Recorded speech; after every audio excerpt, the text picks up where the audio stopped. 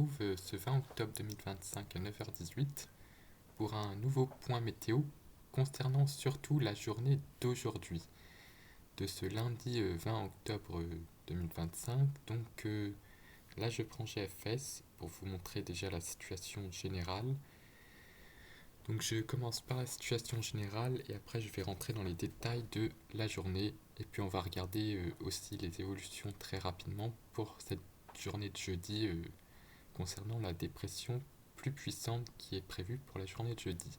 Donc la situation générale d'aujourd'hui, vous la connaissez, on a une dépression qui passe sur le sud de l'Angleterre et qui resserre les isobars sur le nord-ouest de la France. Donc ça, c'est signe de vent assez fort. Donc là, je vais prendre maintenant le modèle Arome, qui est un modèle qui détaille beaucoup plus la situation.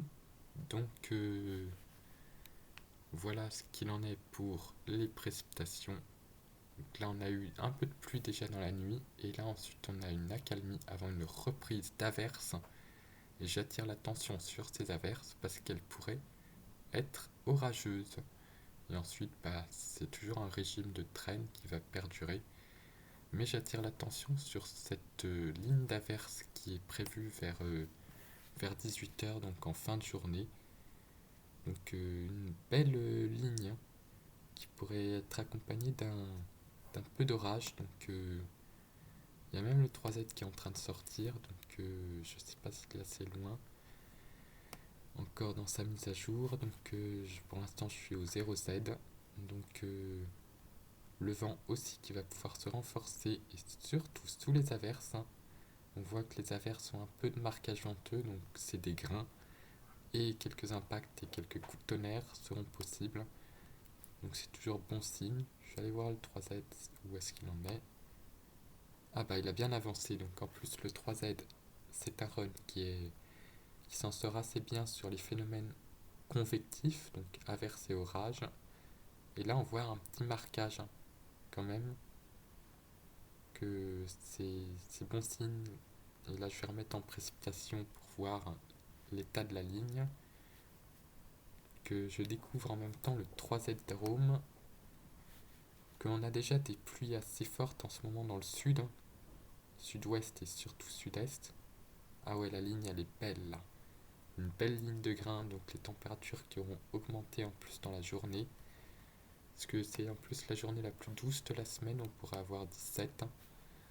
Donc en plus avec de l'humidité, donc un air assez doux et humide. Voilà, un peu de douceur qui va se faire balayer, donc c'est bon signe. Pour avoir un petit peu peut-être d'instabilité. Donc je vais sortir l'état du Mucape. S'il veut bien le sortir. Déjà on a de l'instabilité en mer ce matin, ça se voit au niveau des averses. Ah ouais, il y a de l'instabilité en plus, donc c'est vraiment bon signe, tu vois. Un petit peu de... vers 600 joules, 700 joules, donc c'est déjà bien pour la période de l'année. Que au niveau radar en ce moment, on les voit, ces averses qui commencent à s'organiser au-dessus de la Manche. Justement, l'eau est assez chaude, encore 16 degrés au large, donc c'est assez doux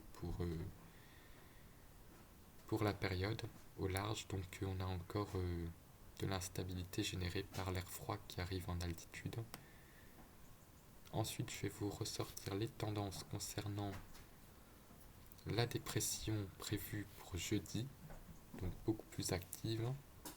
Donc GFS voit une première dépression le mercredi passer sur le pas très active sur le Nord-Pas-de-Calais et ensuite une autre qui se creuserait assez rapidement, mais tout dépend de l'intrusion d'air froid. Vous allez voir la masse d'air en altitude.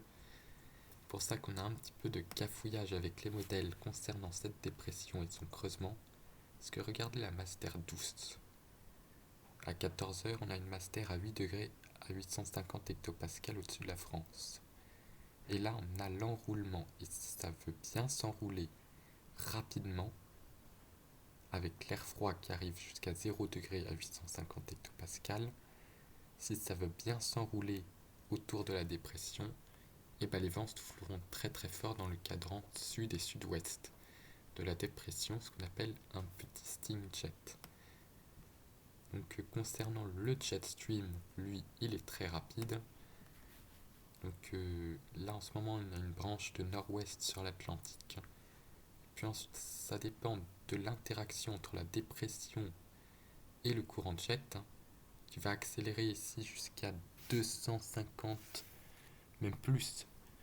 Au sud-ouest de la Bretagne, il devrait atteindre les 280 à 290 km/h. Et ensuite, pour le jeudi 23, ça dépend de cette interaction avec le jet stream qui pourrait booster justement les vents de surface avec l'intrusion très rapide de l'air frais, voire presque froid, sous l'air doux. Donc l'air doux serait plus au nord-est, encore de l'air assez doux sur le nord-est, pendant que l'air frais, je veux dire de l'air frais, qui s'engouffre très rapidement par la Normandie, qui passe au sud-ouest du système, ce qui accélérerait drastiquement la vitesse du vent sur le cadran sud-ouest de la dépression.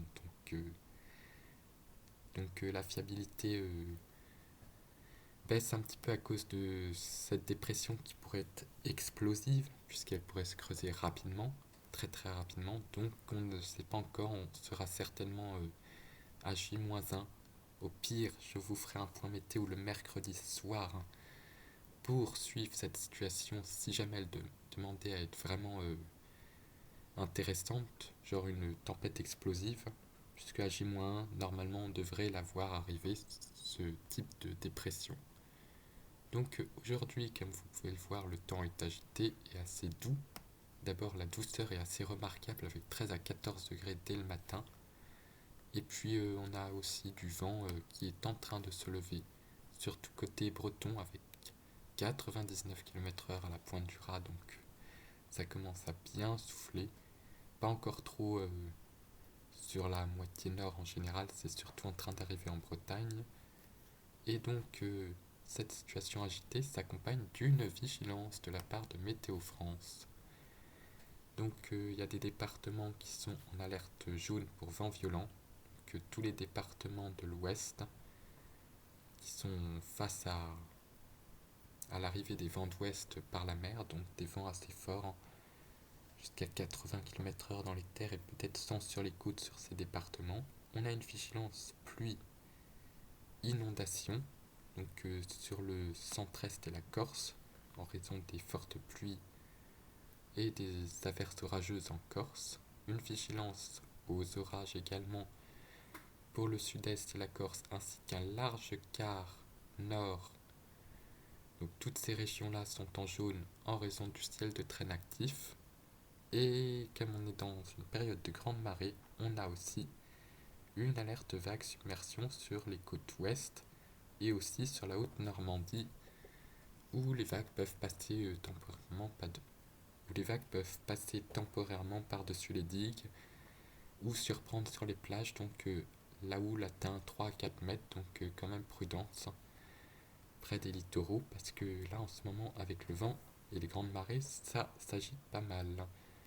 Et puis je vais finir par Kéronos qui émet son bulletin avec un risque d'orage modéré sur la partie nord de la France et sur le sud-est, avec en détail au niveau du bulletin, on a un risque de phénomènes sévères. Donc la probabilité d'intense activité foudre s'étend que sur le sud-est et elle n'est pas très forte. La probabilité de phénomènes tourbillonnaires est faible, voire presque modérée sur le nord-ouest en raison des averses de traîne assez instables qui risquent le plus souvent de donner des tornades que les orages d'été d'air chaud. Et puis on n'a pas de risque de grosses grêles puisque on est en fin de saison orageuse et ce sont surtout des orages de masse d'air froid qui donneront de la petite grêle ou du grésil. Donc voilà pour ce point météo et j'espère avoir quelque chose sur le terrain pour finir la saison orageuse et je surveillerai ensuite la situation de jeudi qui s'annonce potentiellement très intéressante.